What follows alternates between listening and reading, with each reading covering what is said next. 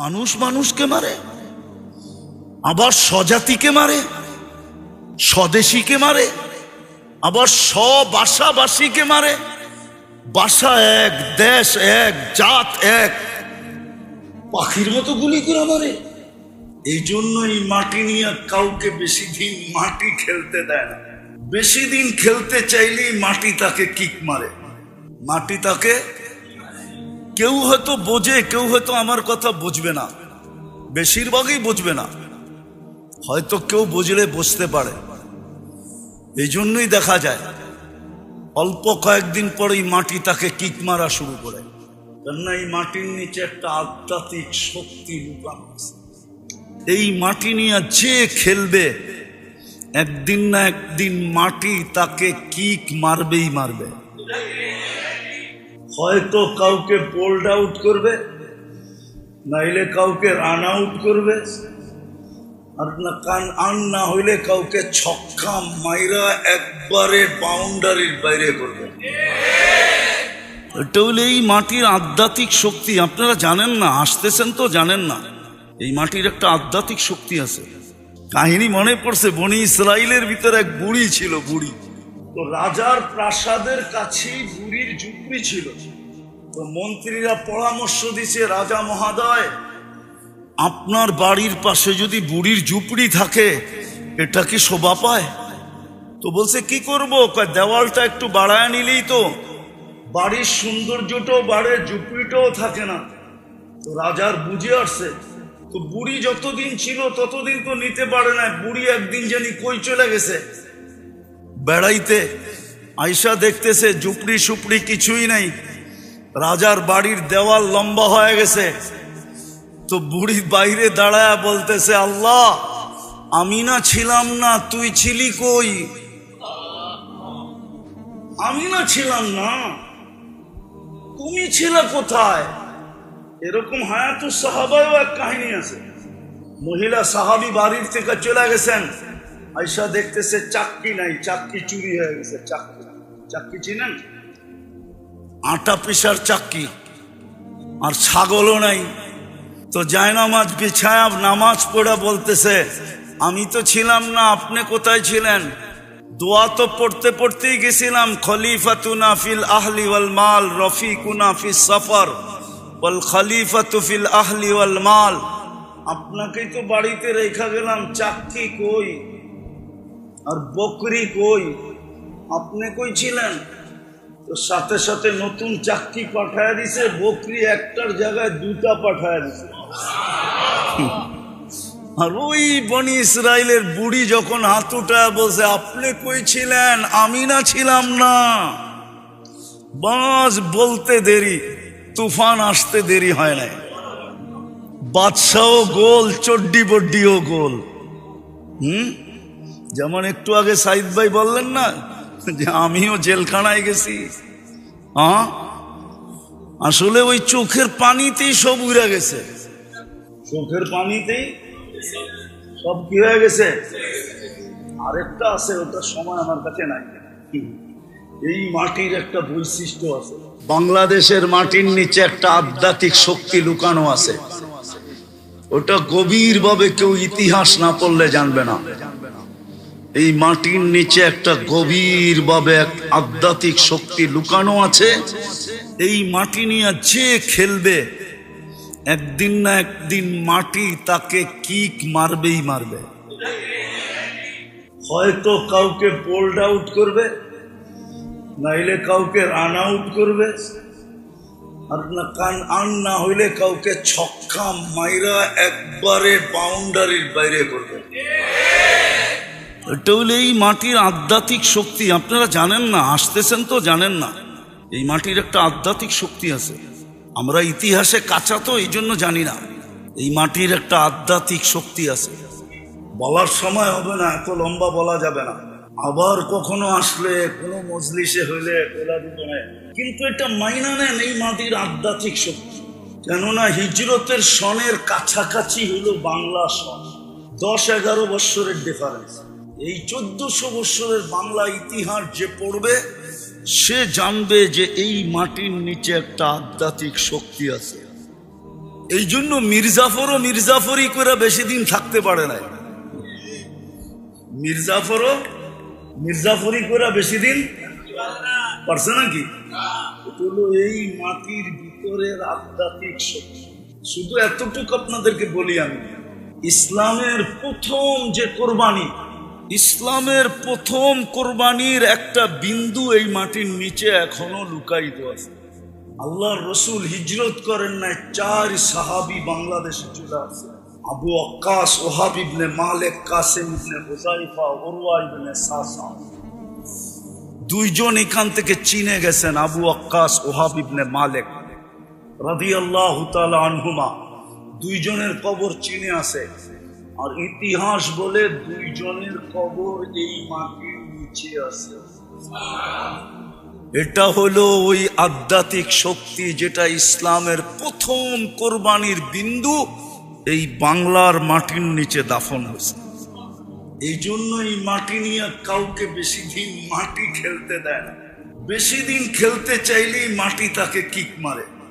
মাটি তাকে, কেউ হয়তো বোঝে, কেউ হয়তো আমার কথা বুঝবে না, বেশিরভাগই বুঝবে না, হয়তো কেউ বুঝলে বুঝতে পারে।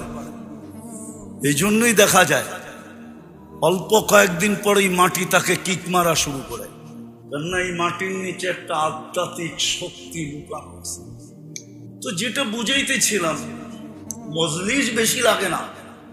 আজকে তো সারাদিন আমাদের চিন্তা দেহ নিয়া, আত্মা নিয়ে কোনো চিন্তা নেই। সমস্ত গবেষণাগার দেহ নিয়ে, আত্মা নিয়ে কোনো গবেষণাগার নাই। সব ক্লিনিক দেহের, আত্মার কোনো ক্লিনিক নাই। সব ফার্মেসি দেহের, আত্মার কোনো ফার্মেসি নাই। সব মেডিকেল দেহের, আত্মার কোনো মেডিকেল নাই।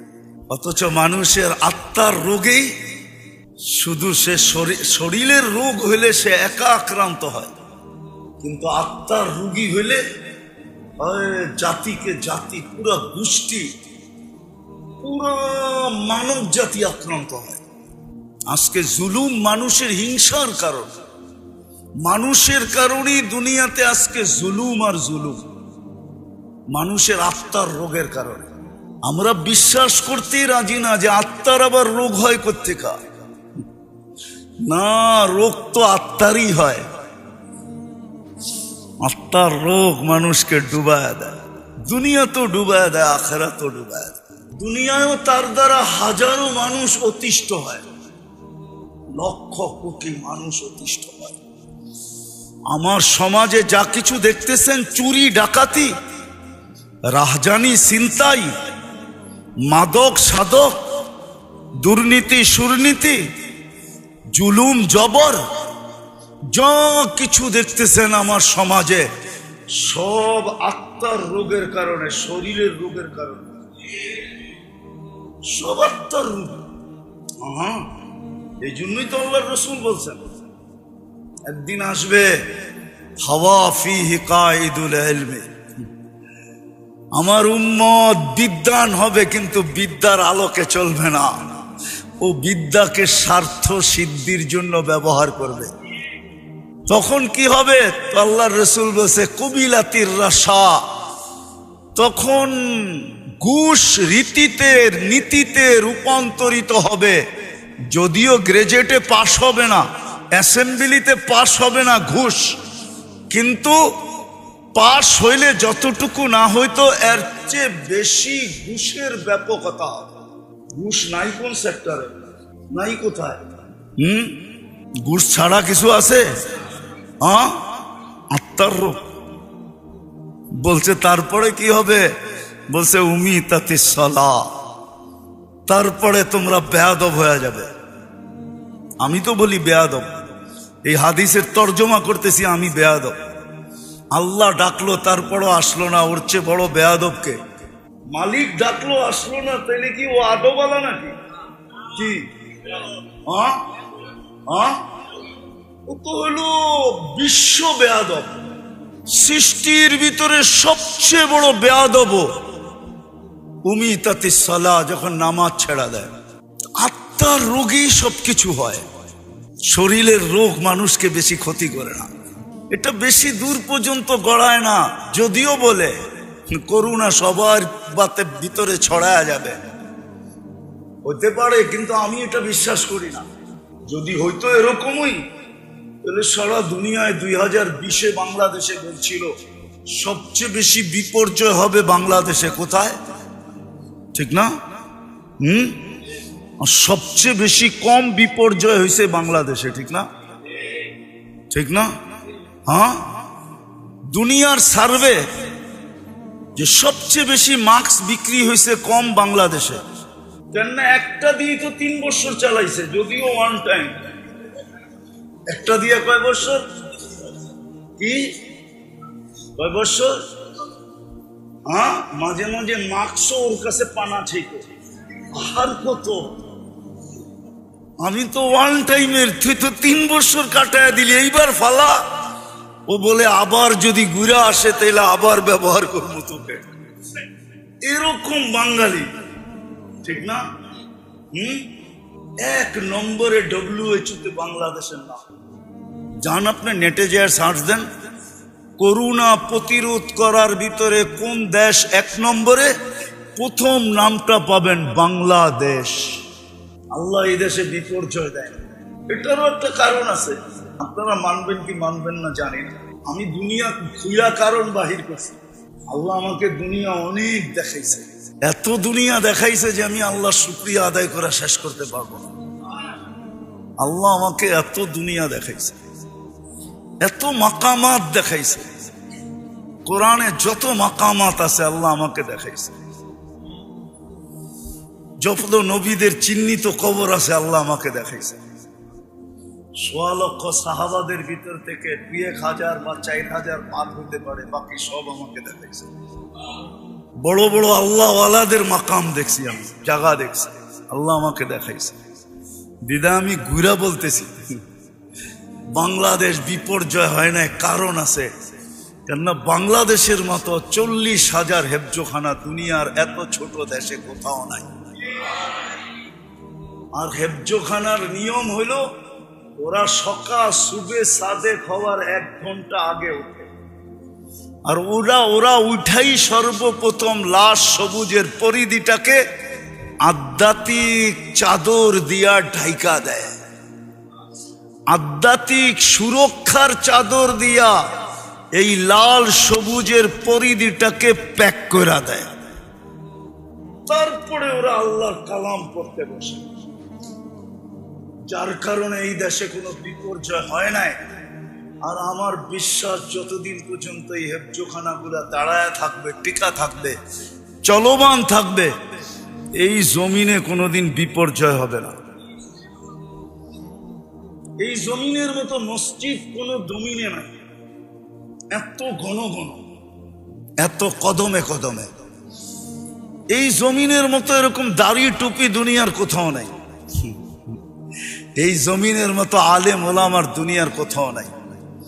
এই জমিনের মতো পর্দা নিশিন দুনিয়ার কোথাও, হ্যাঁ, এই জমিনের মতো পাগল। আপনি গরি বলতেছি, আবার রাগ হয়ে যায় না।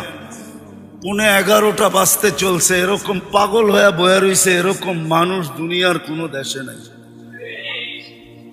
এই জন্যই পাগল বললাম। রাগ হয়ে গেলেন? আল্লাহ আল্লাহর রসুলের পাগল এরকম দুনিয়ার কোনো দেশে নেই। আমি ঘুরা বলতেছি, ঘুরা। 7 মহাদেশ আমার দেখা শেষ, আলহামদুলিল্লাহ। বছরে 2-4 বার আসে, এরকম অহংকার করে বলতেছি না যে আমি 2 বেলার খানা 2 মহাদেশে খাই। আবার কখনো 3 বেলাই 3 মহাদেশে খাই। সকালে নাস্তা 1 মহাদেশে, তো দুপুরে আরেক মহাদেশে, রাত্রে যায় দেখা যায় আরেক মহাদেশে। এই জন্য আমি আমার দেশ নিয়ে খুব গৌরব করি। এই জন্য আমি আমার দেশ খুব বলি। আমার দেশের মতো দেশ নাই দুনিয়াতে। মক্কা মদিনা ভিন্ন জিনিস, ওটা নিয়ে তুলনা চলে না। বাইতুল মুকাদ্দাস নিয়ে তুলনা চলে না, ওটাকে সাবজেক্টের ভিতরেই আনা যায় না। এছাড়া সারা দুনিয়ার চেয়ে আমার দেশের কোনো বিকল্প নেই। এই জন্য এই দেশটা বিপর্যয়ের থেকে বেঁচে আসে। যা কথা গুছায় নিয়ে আসি, আসেন দেহ নিয়ে আর কত ভাববেন, আত্মা নিয়ে ভাবে, আত্মার রোগ নিয়ে ভাবে। আমি দুটাই বলবো, যে দুটার কারণেই আত্মার ভিতরে সবচেয়ে বেশি সমস্ত রোগের উৎস হলো আত্মার দুই রূপ থেকে।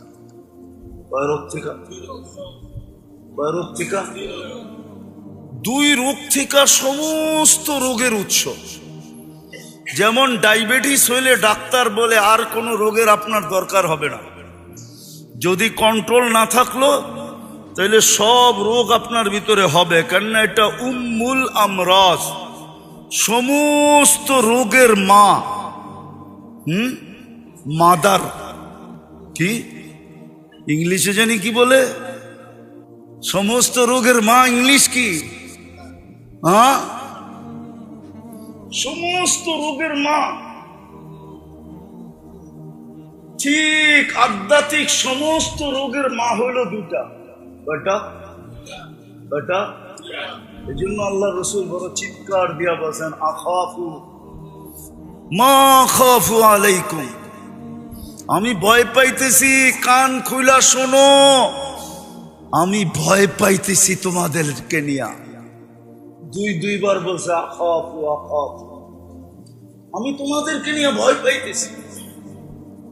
বলছে কি ইয়া রাসূলুল্লাহ? বলছে তাউলুল আমাল, লম্বা লম্বা আশা। প্রথম নাম্বার কি? লম্বা লম্বা লম্বা লম্বা। কার মনে নাই? বলছে ইয়া রাসূলুল্লাহ, লম্বা আশা হইলে কি হবে? তো বলছে তাউলুল আমাল ইউনসাল আখিরা, লম্বা আশা মানুষকে আখিরাত ভুলায়া দেয়। আর যে আখিরাত ভুলা গেল সে যা খুশি তা করতে পারবে, তার দ্বারা সবকিছু হওয়া সম্ভব। চুরি হওয়া সম্ভব, ডাকাতি হওয়া সম্ভব, ছিনতাই হওয়া সম্ভব, ইয়াবাহা বেচা সম্ভব, ইয়াবাহা নেওয়া সম্ভব, জুলুম করা সম্ভব, ছিনানো সম্ভব, এভরিথিং সম্ভব যে আখিরাত ভুলে গেল। বলছে লম্বা আশা মানুষকে আখিরাত ভুলায়। আখিরাত যার চোখের সামনে নাই সে সবকিছু করতে পারে। ঘুষ, সুদ, জুলুম, সুলুম, যত কিছু হইতে পারে। অপকর্ম যাকে বলে, সমস্ত অপকর্ম তার দ্বারা হওয়া সম্ভব যে আখিরাত ভুলে গেল। আজকে আমরা আখিরাত ভুলে গেছি। আখিরাত, আখিরাত যে ভুলা যায়, হায় হায়, কসম খোদা, আখিরাত যার স্মরণ থাকে, কসম খোদার, ও তো পাও উঠাইতে পারে না।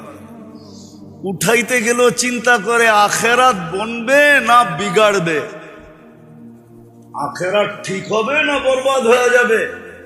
ও তো পিঁপড়া পর্যন্ত মারতে পারে না, পিপিলিকা পর্যন্ত ওর হাতের আঙ্গুলের দ্বারা অহেতুক পদদলিত হইতে পারে না।